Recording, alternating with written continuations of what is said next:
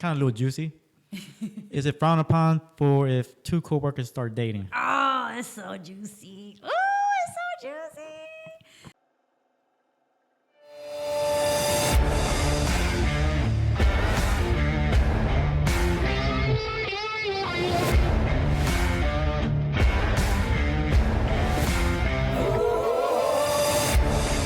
Welcome to the R to the J podcast. I'm Robin. I'm here sitting with Miss Elisa Alvarado. Her experience in HR stems from over 15 years on the oil and gas industry and multiple energy sectors, including downstream, midstreams, and upstream. She has dealt with multiple HR related as well as recruitment. She is a good friend of mine, and she also helped me out with my first resume, which with that, she helped me get my first job in engineering. So I would like to thank her in person right now. Thank you. I didn't know that was your first gig. There Yeah. you go. All right. Good. Well, thanks for having me. This is fun. I'm looking forward to it. I know that your whole setup here I know it makes you feel off, but I'm telling you, this is fun. This is really, really jazzy. I like it. Oh yeah, the behind the scenes we had conversations about, it was fun. Really fun. Yeah. All right, cool. All right, what you got for me? Well, I wanted to bring you here so that way we could help out the viewers here, how to get the first jobs Yeah. or move into different sectors of the jobs. Yeah. So my first question is like some of the do's and don'ts on the resumes. Do's and don'ts on a resume. Yeah, is it like having a resume too long, Yeah. a turn off? Oh my God. Okay, so I'll be honest with you. The do's and the don'ts, there's a complex list of do's and don'ts. So let me just summarize it by telling you, based on my experience and based on the industry that I service, a lot of the positive and the negatives that I see. We'll start with the positives. I love to see a well-organized, a well-articulated, a well-put-together resume. A resume where you can just tell this person took their time and put forth the effort to make it stand out. You got to think about it in a business perspective. Like you're literally competing against dozens and dozens of applicants for that one job. So as a recruiter, one of the main things that I look at is one, organized. How well did you actually organize this resume? How much effort did you put into it? And three, did you actually, do your homework enough to align your skills with the role that we've posted out there, right? So the negative side would be people who oversell. Oh my God, I can't tell you. I could go on and on about that one. So if you oversell, you better be ready to deliver. Because if I hire you and you said on your resume that you are X, Y, Z, A, B, C, you better be ready to deliver. Otherwise, you just don't fit the script, right? So another thing would be... Can they let you go if they feel like you're not living up to that? Absolutely. Okay. Newsflash. Absolutely. Especially, so some companies, let me retract, some companies have a grace period where they'll allow a 90-day grace period, right? If this is more of like a upper level role, your engineers, your PMs, project managers, etc., like your top professionals. Now, if we're talking about your craft labor professionals, I've seen it where in a matter of a week, if you're not performing up to standard, you're out of there. That's pretty fast in a week. Yeah, you're out of there. You're out of there. Listen, you talk to any superintendent or any foreman, and the first thing that they'll tell you, if that pipe fitter does not have the tools that are expected to be in that toolbox, you're out of there.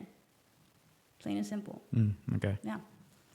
And what levels have you hired? Like from the bottom to the All top? of them. All of them? All of them. Yeah. So I've been in this business for 15 years. I service the oil and gas industry, energy, both again, all three streams: upstream, midstream, and downstream. And what that means is your pipelines, refineries, LNGs.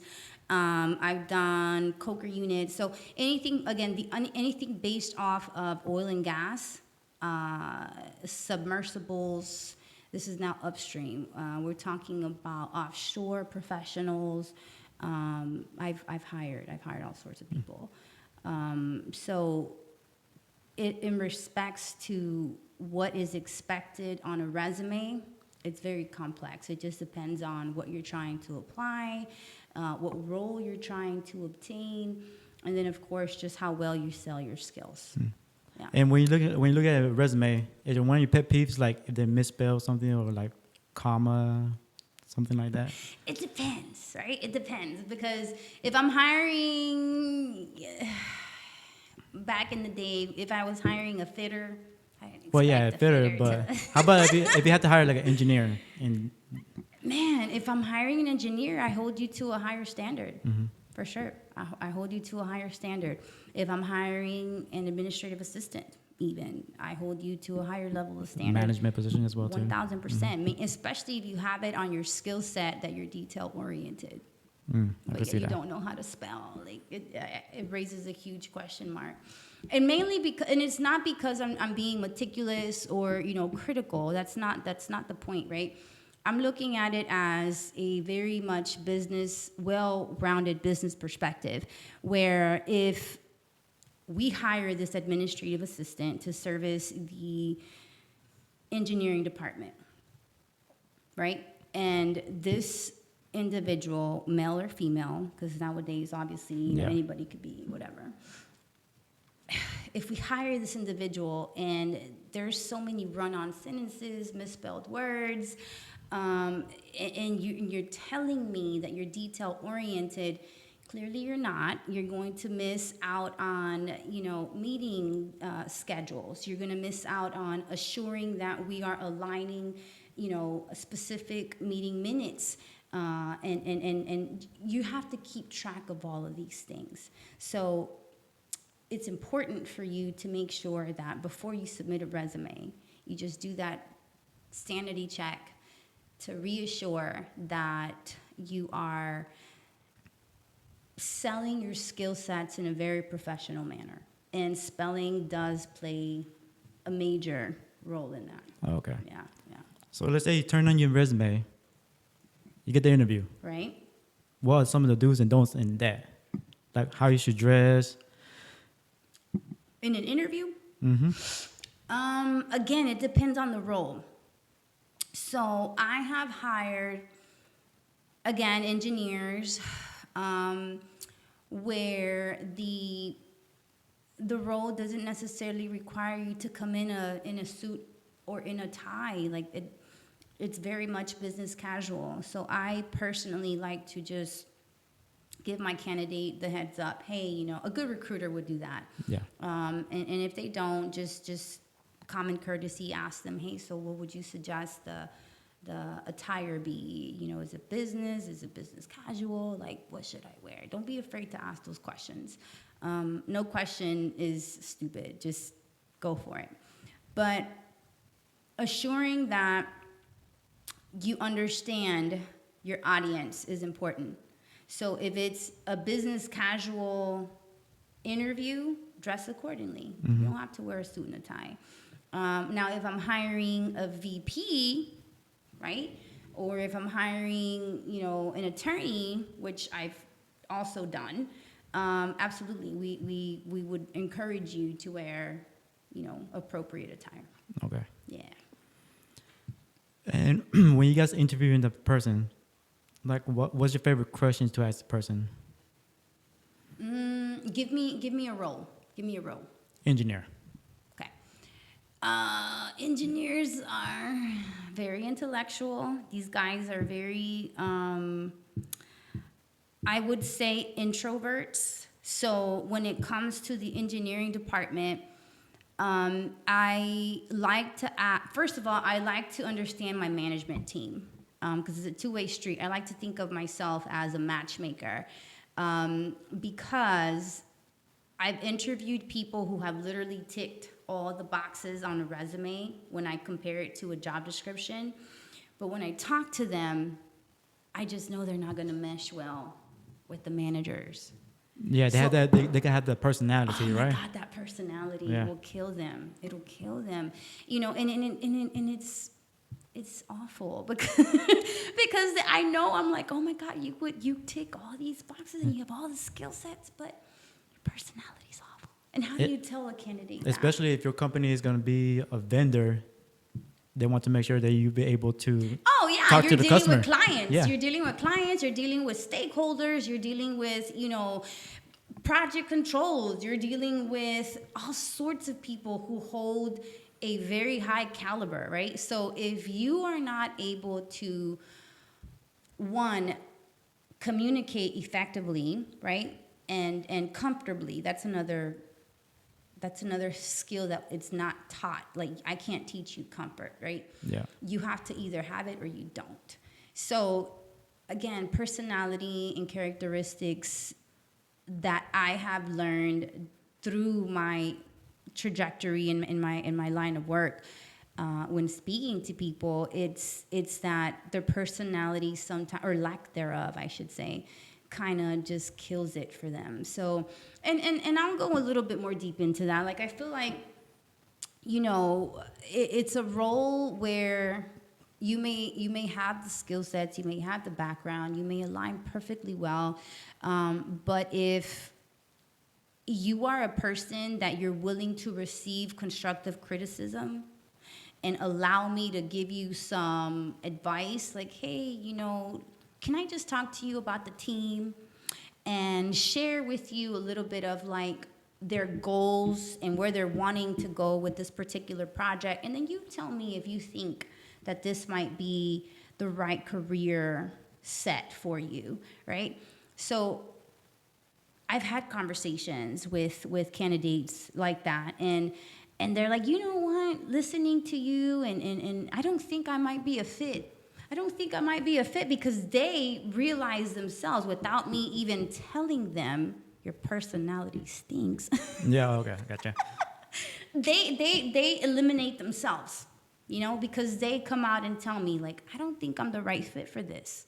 Your management team, and they blame it on the management team. And in retrospect, it's a two-way street, right? Yeah. Because he recognizes he's not going to fit in. And if I were to submit him, my management team will realize they don't fit in. So it's an X. Yeah. Yeah. See Yeah. that? I see what you did there with the X better. Yeah. So it's important, like when you guys give handshake. How important is that when you feel? I love that you asked this question. Oh my God, let me tell you. Because me personally, if I handshake a guy or whatever, and they're very like loose like that, it's like yes, it's like, I love oh that my you God. specified gender here, though. Yeah. It's important. It's important. It's important. So, as a woman, I'll tell you how I handshake another woman of power, of intellect, a woman that I personally will respect, and it will literally will be a strong handshake. Like two men shaking Like two hands. men. Exactly. Because we both acknowledge Yeah. that level of seniority, if Yeah. you will. However, when a male gives me that firm, I'm gonna break your phalanges handshake, I'm immediately like, sir, Yeah. I'm not a man. it wasn't necessary. you just hurt my hand here, I just want to state that handshakes are important. It certainly provides that openness of, confidence, assertiveness, right? Like all these great things. But it's also important to understand whose hand you are shaking, Yeah. right? If you're shaking the hand of a lady, be respectful. Like, you don't have to be overtly aggressive. It's unnecessary. Just a simple handshake. Sometimes even just a gentle grasp it's enough. And believe it or not, women will reciprocate that as he's a gentleman. Yeah. And that's that. I won't overthink it. I won't overanalyze. It's like, wow, that was a gentle handshake. And that's that. Okay. Okay? So, however, when it comes to two males, and if I were a male and I'm interviewing, if I were a male, right, and I'm interviewing another male, I sincerely would expect a firm handshake. I want to make sure that the person that I am interviewing and potentially could hire is confident, assertive, will provide me the reports, the execution that I'm expect. Like all of this I can grasp in a handshake. Mm-hmm. You Gotcha. know? Yeah. So it's important to understand whose hand you're shaking. Yeah. Okay.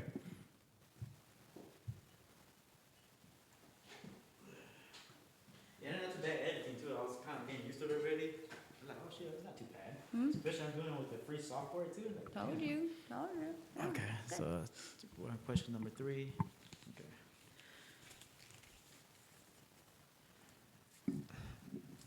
Ready? Ready. Okay. So the next question is tips on getting your first job fresh out of Oh. college. Man, that's a good one. That's a good one. Honestly, if you are coming fresh out of college, you still have your network and your access to your internal resources, aka your university. Go speak to your counselors, go speak to your professors, go speak to people internally within that particular university to kind of help you with internships, co-op programs, networking opportunities. A lot of companies, especially in regards to, depending on what degree plan you have selected, there are a lot of companies that will go directly to these universities locally because it helps their business. Let's keep it real. It helps their business to you know, expand. We're hiring cheap labor, like seriously speaking, you know, if you go in and you hire a person fresh out of university, it is cheap labor. No doubt about it. Okay? And you're able to mentor, coach, wrap under your wing and train them into a culture aligning with your business perspective. So it's so important for a person that's fresh out of college to use their internal resources to identify what companies are needing internships, co-op programs. Okay? Now, how about they didn't have the option? Let's say that they have a full-time job, going Yeah. to school full-time, and just for some reason they weren't able to access that. So you're talking about your individuals who did not get a chance to do internships and co-ops? Yeah. Okay. So let's pray. It's tough. I It's going to be a tough one. It is. You're going to have to pray. You're going to have to reach out to your network. You're going to have to, I'm just going to give it to you raw. A lot of the times it's not what you know, it's who you know. yeah. So make sure that you reach out to people who are very well connected and who will align you with the right network, with the right people who can kind of get you where you need to be. Yeah. And make sure that resume is right. And then also too, if you have to reach out a little further out too. You think so? I mean, it depends on how far you reach, and it depends on where you're reaching. I think that it's just as important to reach out to a network that makes sense to where you're trying to go professionally. For example, I had a candidate who, unfortunately, we closed down the time frame on internships, so he just missed it by like a week or so. So we no longer were taking internships, and he was very, very interested in the company. He honestly would have made a hell of a candidate, honestly. But he just simply missed the deadline, and we already hired some people. So my advice to him was, go on social networks. Go on Facebook. Go on LinkedIn. That is Yeah. your best friend. LinkedIn. Get on LinkedIn. LinkedIn.com. If you don't have a profile, create one. You need a LinkedIn profile. They should be open as well too to move to a different location too. You have to Yeah. be open. Listen, sacrifices, especially if you're single and if you don't have kids, you have nothing to lose other than your dignity. I mean, seriously though, like if you are open to moving and there's an opportunity awaiting, why not take it? Yeah, it might. You might. It might be like a hidden. Yeah, seriously. You never know. You never know what is out there unless you go out there and take that opportunity. Yeah, it's about sacrifices. Yeah. For sure. Just for the viewers to know, like when I had to get my first engineering job, it was actually in Birmingham, Alabama, I remember. and that was in the automotive field. So that was like a blessing in disguise right there. I had a great time. Got hired on as a field service engineer. Then after 3 months, they put me in a quality engineer, which from there, it actually taught me more about the manufacturing process and stuff like that. So did that for a year, then went back into field service and did that for another year. Yeah. So I had a great time. But you were in that industry for what, over 15 plus years? Yeah, but that was in like painting cars and automotive. It's kind of not almost the same. It's not engineering, but I guess it's somewhat the same. You know what I mean? So, and I'm gonna say this because I worked on your resume, right? I saw your resume and I immediately said, this person has commitment. This person can show loyalty. This person can show tenacity. That is a trait that you can't train people on. You can't teach somebody tenacity. Either you got it or you don't, right? And so if I own my own business, I'm going to want to hire the best of the best. If you are good at shining shoes, I want to hire the best shoe shiner, right or wrong? True. Okay, so if I look at a resume, one of the main things that I want to look at is how do I compare A to B? Does A stand out greater than B, or does B stand out greater than A? And if once I've made my selection, can A actually perform X, Y, Z? Right? Yeah. I don't know. Let me call him and talk to him. Let me have this interview with him and really dig deep into his brain cells and understand how he can contribute to my business line. So those are just really important key factors to understand when you're building your resume, right? Or if you pay somebody to build your resume, it's so important for this person who's creating your resume.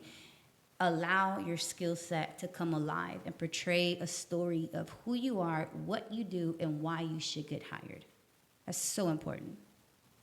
So. Okay. Good advice. Now here's probably a tough one here. How difficult is it to change your field of work from another? Let's say if you go from medical to engineer or vice versa, or from a software engineer, management position, or a different company, different field. I like this question. I'm going to tell you why. Because I feel as though people who tend to change their career path have reached a certain threshold in their career where they have come to the conclusion that this is not where I want to be for the rest of my life. I do not want to be shining shoes for the rest of my life, right? You've reached that peak. So now you have to identify your circumstance. Do you have children? Is there a mortgage? Or are you single? Are you able to make that shift, right? There's just certain things, because life happens, right? Life happens. You can't just up and change your career. A lot of people are so unhappy in their career these days, and they don't make a shift because of their circumstance, right? So assuming that you are John Smith, who does not have any kids, doesn't have anything tying him down from making this shift. Let's talk about him. He's sick of his career. He decided he's done with shining shoes. Now he wants to go into the medical field. John Smith now wants to perform open heart surgery. Right? Yeah. Okay. That's not going to happen. Why? Why can that not happen? Why can John Smith Well, he not probably would perform? need education. Okay. Probably probably needs to follow a doctor for a few years before Okay. they feel comfortable around, first of all, their bodies. Or Skill set, Yeah. correct, yes. Experience, Yeah. background, exposure, Yeah. hands-on experience, right? I will be damned if I have John Smith performing open heart surgery on me. He could do it on you, not me. So certain other fields, it's more easier to transfer over. But like, of course, from a like medical Listen, to I don't care what field you're wanting to transfer to. If it all goes back in layman's terms, every business is in business to make money. Yeah. Okay. Okay? If you don't show your contributions and your skill sets in order to grow my business and make some money, I'm not going to hire you. Period. Yeah. You're a liability. Oh, which that goes back to the interview. Make sure that you letting the company know you're there for them. Correct. You know, well, Well, you're gonna do everything possible to be an asset for the company. I'm going to give you my personal experience. Okay. I interviewed with a company and I told myself, first of all, I prayed about it. I said, Lord, if this is your will, let it be. The other thing is I prepared a PowerPoint presentation. I literally dug some nitty-gritty information about the company, for example, their projects, who the VP was, who the head of HR was. Like, I literally did my homework on the company, and I portrayed my research via this PowerPoint presentation that I had created, by the way, the night before. Mm-hmm. And so, day of the interview comes, and I pull out my laptop. I show numbers. Numbers are so important, by the way, on the amount of people that we were able to retain when I came into my previous employer versus the amount of people we were losing, aka turnaround, before my hire. So this is just evidence showing to my interviewer of what I'm capable of doing, right? And so leading back to your comment here of you want to make sure that the company is sold on your perspective of you're a good person or you're a good asset to the company. Yeah. It's a two-way street. I am fully comfortable and I'm fully capable and comfortable and confident. That's the word. Confident in my skill sets and what I'm able to bring to this company's table. The question is, what do you have to offer? It's a two-way street. Yeah. It's a two-way street. I have to be 100% open and honest because listen, not every opportunity is a good opportunity for you. Yeah. It's not. Okay? You have kids, you have circumstances, you have a husband, you have a wife, whatever your circumstance is, you're still going to school, you're whatever. You have to be realistic with yourself, right? And when you're going through this interview, be open, be transparent, and be honest with this interviewee, or interviewer, excuse me, about what your expectations are. Oh, that's good. And that's exactly what I did. Okay. Listen, here's what I bring to the table. Here are my numbers. Here's my PowerPoint presentation. By the way, she loved it. Till this day, she talks about it. She's Oh, really? like, oh my God, I just couldn't believe it. She's so prepared. She tells the other interviewers, if you're not this level, I don't want you. Pretty much, huh? This is the expectation from now on, right on. No, but my expectation was flexibility. I don't give a crap how much you pay me. Yeah, it does matter somewhat, you know. Okay, let me take that back. But that was not, honestly, my deal breaker. I had already done my homework. I knew what the rate of pay was, and I was okay with it. Otherwise, I would have never gone through with the interview. However, if I wanted to, I could have negotiated for more, but that was not my deal breaker. My deal breaker was flexibility. Yeah. My deal breaker was management comportment. My deal breaker was, is this good for my mental sanity? Right? Yeah. That to me was it. If I did not get a good vibe from the head of HR, think about that. All that trickles down. So if you don't give me a good vibe, there's no telling what's going on in-house. So that was really important for me. And so I encourage listeners, candidates, employees to ask the hard questions. Challenge your potential employer. Yeah. What do you bring to the table? Yeah. Why should I come work for you? Yeah. Yeah. You know, it's a two-way street. Yeah. Yeah, and don't be afraid to do that. Like a good company, a healthy company, a successful company even will be more than happy to share this information with you. Will be more than happy to comfort you and provide you that level of assertiveness that they're the ones. Yeah. And they actually you do know? like when you ask questions about the company. Hey, you know, I mean, 1,000%. Yeah. Listen, never leave an interview without asking questions. Yeah. Never.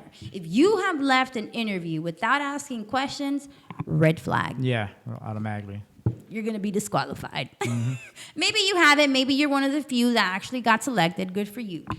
However, bigger corporations, in my experience, you leave without asking questions, it's a red flag. Okay, so here's the last question. It's kind of a little juicy.